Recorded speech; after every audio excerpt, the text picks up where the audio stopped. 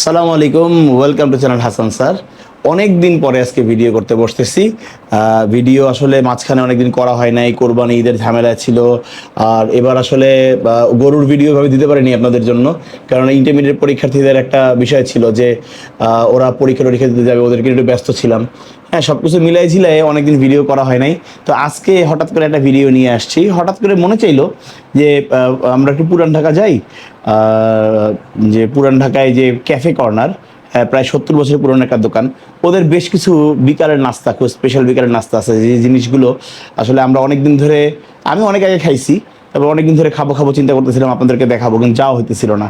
তো গেলাম আর কি, প্ল্যান প্রোগ্রাম করে করে আসলে ইসে চলে গেলাম এই আপনার north Brooke hall road, Bangla বাজার। গিয়ে দেখি সেখানে প্রচণ্ড ভিড়, এত ভিড় যে আসলে শ্যুট করার মতন পরিবেশও ছিল না। তারপরেও হয়তো বা একটু খালি হয়েছে, শ্যুট করা যেত। আসলে অনেক বিখ্যাত দোকান তো, তাদের আসলে নিজেদের সৎ চেষ্টার একটু অভাব ছিল আর কি, এটা আমি বলবো আর কি। আমাদের বসার মতন বসে তো শ্যুট করে ফেলতে পারতাম, কিন্তু তারপর আসলে বোঝেন বড় জায়গা, হ্যাঁ, বিখ্যাত জায়গা, এরা আসলে একটু ছোট ইউটিউবার আমরা যারা আছি তাদেরকে নিয়ে আসলে একটু চিন্তা করে যে এরা করলে করলো, না করলে নাই। হ্যাঁ, যাই হোক, এটা তাদের দোষ না।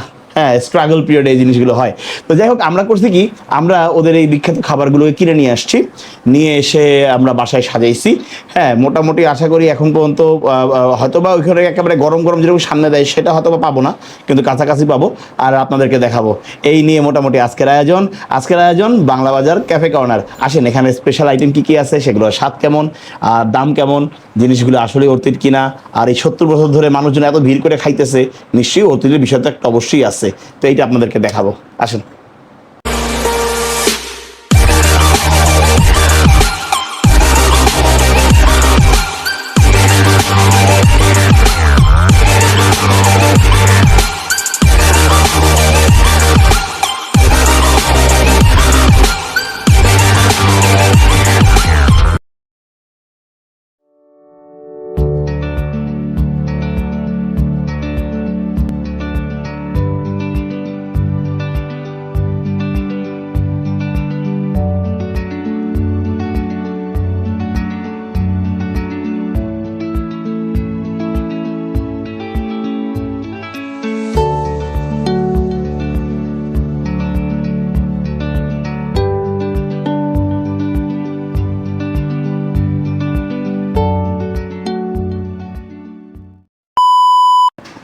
খাবারগুলো নিয়ে অনেক ইউটিউবারদের মতন আমিও পার্কে চলে যেতে পারতাম, কিন্তু আসলে এই খাবারগুলো সন্ধ্যার নাস্তা।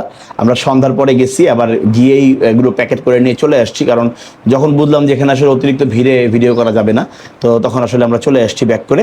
তো খাবারগুলো নিয়ে আসছি, এই আমার সামনে খাবারগুলো সব টেবিলের উপরে দেখেন। খাবারগুলো দিকে ফোকাস করো, দেখি আমরা। এই যে এটা হচ্ছে গিয়ে হলো ওদের কাটলেট, যেগুলোকে ওরা বলে গিয়ে হলো আপনার, এটার ভিতর দেওয়া আছে, আপনার মাটন দেওয়া আছে 50 টাকা পিস। এটার মধ্যে মাটন কিমা দেওয়া আছে, এটা হচ্ছে আলুর চপ, এটা 20 টাকা পিস। 100 টাকা চিকেন ফ্রাই।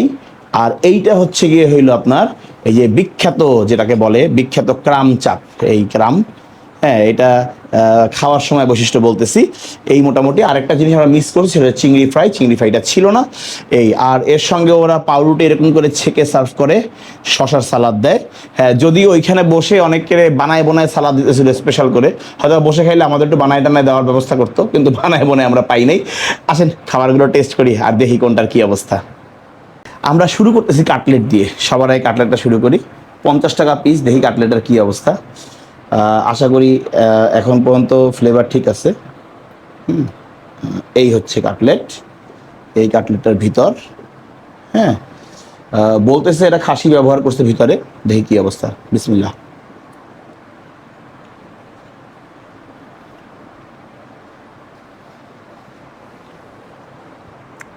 ওকে, কাটলেট মজা, কিন্তু ওইভাবে মাটনের ফ্লেভারটা অত স্ট্রং না। তার থেকে বেশি আপনার ভিতরে ব্রেড ক্রাম এগুলো স্ট্রংটা, ফ্লেভারটা বেশি। এছাড়া যে ভিতরে মরিচ টরিচ দেওয়া আছে, ভালো, খারাপ না। ওরা সঙ্গে শশা দেয়, কোনো সস টস ইউজ করে না, যদিও পুরান ঢাকায় আসলে সস ওইভাবে ইউজ করে না, ব্রেড ইউজ করে। দেখি ব্রেডের সঙ্গে এটা কোনো ভেরিয়েশন হয় কিনা। একটু ব্রেড, তার মধ্যে একটু শশা, আর তার সঙ্গে একটু কাটলেট। না, এখন একটু পাওয়া যাচ্ছে মাটন ফ্লেভার, দেখি কি অবস্থা।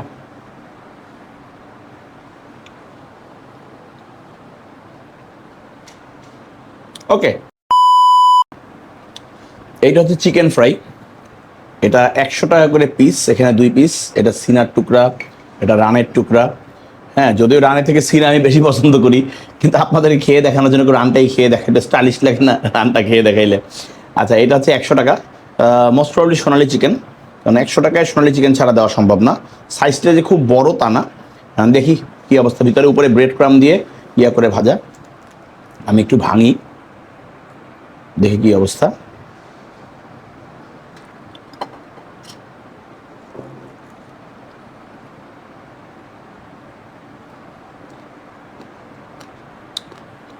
ওকে, এই ধরনের ফ্রাইগুলো একটু ড্রাই হয়, এটাও ড্রাই, বাট ফ্লেভারটা ওকে, আলহামদুলিল্লাহ। আমরা পোস্টমর্টেম করতেছি এই 20 টাকার ডিম চপ, সরি আলুর চপ। হ্যাঁ, আগেই বলে দেয় এটা নো বিফ রেস্টুরেন্ট, এখানে কোনো বিফের বিষয় নেই, সব কিছুর মধ্যে ওরা মাটন ব্যবহার করে। আসুন দেখি এটার কি অবস্থা, ভাঙি। ক্রিস্পিনেস এখনো কিছুটা আছে। এই যে ভিতরে একটা হলুদ লেয়ার দেখা যাচ্ছে, সম্ভবত এটা হচ্ছে গিয়ে আপনার মাটন কিমা। দেখি, একটু খেয়ে দেখি।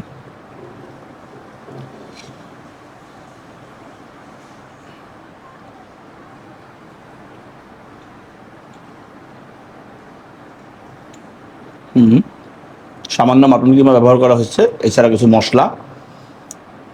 20 টাকা হিসেবে ঠিক আছে, আলহামদুলিল্লাহ।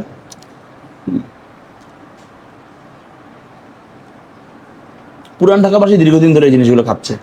হ্যাঁ, আসলে ওরকম মজা দেখেই খাচ্ছে, আমার কাছেও খারাপ লাগতেছে না, আলহামদুলিল্লাহ ভালো। তবে খুশি হইতাম যদি ওখানে বসে ওনারা একটু আন্তরিক হইলে জায়গাটা দেখায় আপনার ভিডিও করতে পারতাম। যতটুকু শর্ট নিয়ে আসছি। আর চরিং হোটেল অনেকেই চেনেন, অনেকেই যান সেখানে, অনেক আদি পুরুষরাও যান, কাজের ভিতরে মোটামুটি চেনা জানা আছে সবারই। আজকের শো স্টপার ক্রাম চপ, 190 টাকা। আচ্ছা, যতদূর আমি জানি খাসির পাঁজরের মাংসটাকে এটাকে বিভিন্নভাবে মেরিনেট করে, এই যে পাঁজরের হাড্ডিও দেখা যাচ্ছে, দেখেন এই যে পাঁজরের হাড্ডি। হ্যাঁ, এটাকে তারপরে একটা ইয়া দিয়ে এটাকে মেরিনেশন করে মশলা দিয়ে তারপর ভাজা হয়। এটার ভিতরটার কি অবস্থা একটু দেখি, আপনাদেরকে দেখানোর চেষ্টা করি। কাটি।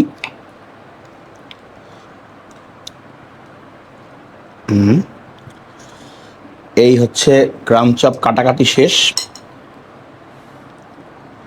ও, ভিতর থেকে এই যে খাসির মাংস দেখছেন, এই যে পুরো লেয়ারটাই খাসির মাংস। হ্যাঁ, খাসির মাংস দেওয়া।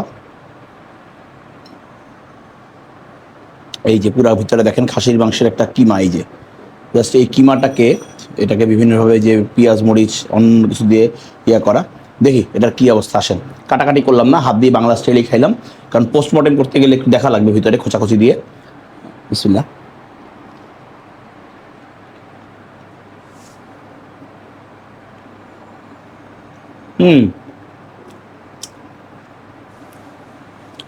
এই জিনিসটা যদি মানুষ এত পাগল, এমনি এমনি না, জিনিসটা আসলেই মজা। এটাকে যদি আপনি খালি খান তাতেও মজা লাগবে। উপরে একটা কোট দেওয়া, এই কোটটা খুব ক্রিস্পি, ভিতরে খাসির মাংস ভর্তি। আমার মনে হয় এটা যদি আমি একটু ব্রেডের সঙ্গে একটু সালাদ দিয়ে ট্রাই করি তাতেও খারাপ লাগবে না, তাতেও এটা ভালো লাগবে। একটু সালাদ, এই সমস্ত খাবারের সঙ্গে লেবু হলে ভালো হতো। ওদের চাটাও খুব বিখ্যাত, যদিও চাটা আমার কাছে ব্যক্তিগতভাবে অনেক ভালো লাগে নাই। আপনার চায়ের ভিডিওটা দেখবেন, চাটা আমি ওখানে বসে খেয়ে আসছি, গরম গরম চা তো নিয়ে সেখানে বসে দেখানো সম্ভব না। দেখি একটু ক্রাম চাপ ব্রেডের সঙ্গে ট্রাই করি কি অবস্থা।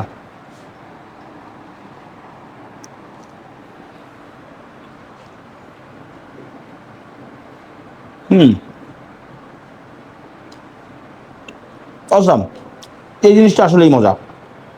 এবং শুধুমাত্র এই জিনিসটা খাওয়ার জন্য আমি এই রেস্তোরাঁয় ভিডিও করা ছাড়াই যাব। খাসির মাংসের যে একটা গন্ধ আসে, এরকম কোনো গন্ধ নাই, যাকে মেরিনেশনের মাধ্যমে পুরো ক্লিয়ার করে ফেলছে। আর মাংসটা এখন ওই যে পিঙ্কিশ ভাবটা রয়ে গেছে, এই দেখেন টোটাল পিঙ্কিশ ভাবটা রয়ে গেছে মাংসটার, মানে মেরিনেশনের কারণে এটা কালার পরিবর্তন হয়ে গেছে এরকম কিছু না, কাজে ওই ধরনের মশলা দিয়ে মেরিনেশন করা। ভিতরে একটা সুদিং একটা ফ্লেভার আছে, আবার একটু হালকা টক দইয়ের একটা ধাক্কা আছে, সব কিছু মিলাই দিলে আলহামদুলিল্লাহ।